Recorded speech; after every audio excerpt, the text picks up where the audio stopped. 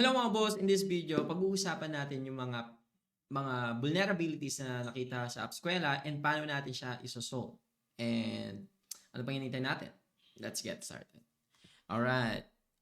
So, ngayon, before ako mag-start, no, shoutout muna tayo kay Boss Morley Abuyabor Jr. So, isa siya sa mga nagpe-pentest ng Appskwela. And may mga na-report na siyang vulnerability. And I think yung na-report niyang vulnerability is already gave me a hint for almost everything na possible vulnerability ng Appskwela. And expect na before ko i-upload yung video na to is I already fixed those big vulnerabilities. And let's dive right into it. Okay, so I have here two side lang, no? Two side lang, which it's the same thing, no? Ito yung ano ko, owner ako dito. So this is just my dev environment or local environment. So dev ako rito, owner ako dito. So kaya pagka pumunta ako ng course, may edit or mabubview ko yung mga courses, right? Yun. Ngayon, yung vulnerability na binigay ni Bossing is pagka pumunta ka ng kahit anong community, for example, pumunta ako dito sa community na to, 198. And then you see the courses. This is very common actually. And that's why it's a good thing na meron kang another eye to check out your application, especially yung mga expert talaga pagdating sa pag-bypass. And dito nyo ma-appreciate kung gaano ka-important na i-build yung logic nyo or yung guardrails nyo sa backend side instead na sa frontend. Kasi sa frontend, it's really easy to bypass most of the things, no, sa network and sa UI. Okay, so ngayon, kukuha lang tayo ng isang ano dito. Refresh ko lang. Kukuha lang tayo ng isang course. So punta tayo dito. Yan, kunyari itong course na to, anong course to? Optimize Next Generation Migration. Kunin lang natin yung ID niya kasi mapapansin nyo rin mga bossing is yung format niyan, this is usually common, no? Courses, ID, ayan. So ang gagawin lang natin is, since owner ako dito, di ba? Pagka ang ginawa ko is pinasa ko na dyan yung ID, no? Yan. As you can see, since owner ako dito, I was able to access all of this, no? Yung courses, no? Nang walang bayad. Okay, that's the vulnerability here. And also, the problem is edit. So I can delete, I can, edit or break the data nung hindi naman course ko. Okay? So that's one. So how can we solve that? Ang kailangan lang natin gawin is pumunta tayo sa code. So syempre, kung familiar kayo sa mga discussion code, 'di ba? May mga ano 'yan, mga sinabi ko sa inyo, data layer, service layer, controllers, and so on, no? Ngayon, since we have problems on the permission side, saan tayo unang pupunta? Sa service layer. Sa service layer, so ano yung may problem? Which is yung courses.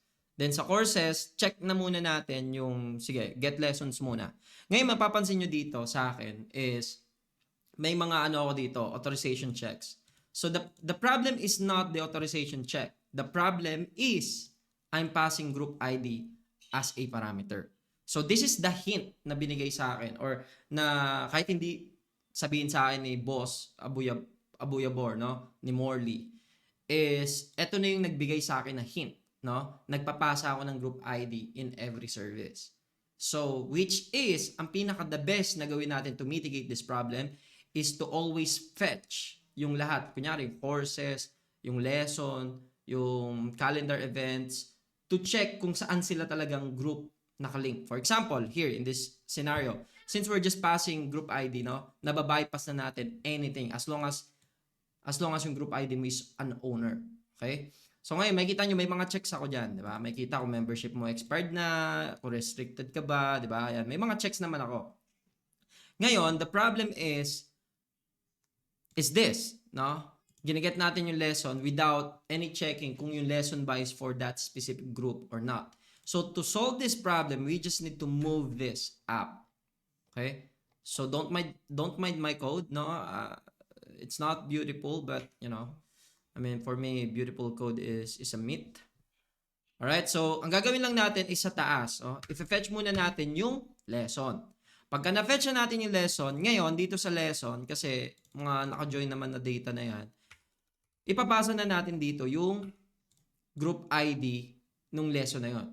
Okay? So, pagka sinave ko to mga bossing, ngayon, ang una nyo makikita dyan is pagka sinave ko to, makikita nyo pa rin yung course. Kasi itong course is talagang available yan for viewing lang, viewing purposes. But, you shouldn't be able to see the lesson na. So, that's the first thing. So, ngayon, ang nasolve pa lang natin is yung pag-get pa lang ng lesson. Ang kailangan kong isolve ngayon, lahat, no? Kailangan ko i-check yung pag-create ng lesson. No? Kailangan ko, ito tama to. Kasi as you can see, chine-check ko muna yung chine-check ko muna yung course. And then kinukuha ko talaga yung mismong group ID ng course. Hindi ako nagpapasa dito ng group ID. This is good. Okay? So kailangan ko lang i-check lahat, calendar, groups, notification, payments especially, and many more, no? So kailangan ko lang i-check lahat. So I guess and I hope, no, na-gets nyo yung issue. And then one last thing, for example, i-try naman nating i-edit to kung na-edit pa rin natin. So S, for example, yan, na-edit pa rin natin siya, di ba? So meaning hindi pa rin natin na mitigate yung pag-check dito. Kasi as you can see here again, we're passing yung group ID. So that's the problem. So we should fetch first. So ang kailangan natin dito is magpe-fetch tayo dito ng course data. So punta natin yan. Course data. Yan. Diba? Course data, and then ipapasa ko lang yung course data na nakuha natin. Hindi ko na gagamitin tong group ID na to. So ganun lang natin siya isosolve. Okay? Ngayon, i-edit ko ulit, no? Dapat ngayon, pagka nag-edit ako dito, makikita nyo, forbidden na siya. Kasi nga, you're not authorized to update this course. Okay? And then, ngayon, i-ano lang natin to, siguro, i-handle din natin sa frontend. Pero, again, I mean, for me kasi, the most important part is to handle almost all of your logic sa backend side. No? Especially mga permission checks and so on. And then on the frontend side, it's fine. So, for example, here, no? As long as you have secured your backend, no matter what they do here, they can do anything, right? And then on the delete, ang ginagawa natin dito, nagpapasa na naman tayo sa vulnerability na naman to. So kailangan na naman natin i-fetch muna yung course and i-get yung mismong ID. Okay? That's how we solve it. Alright.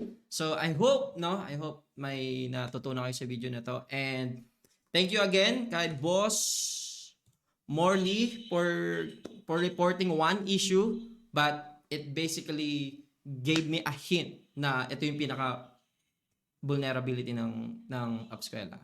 And yeah, see you in the next video.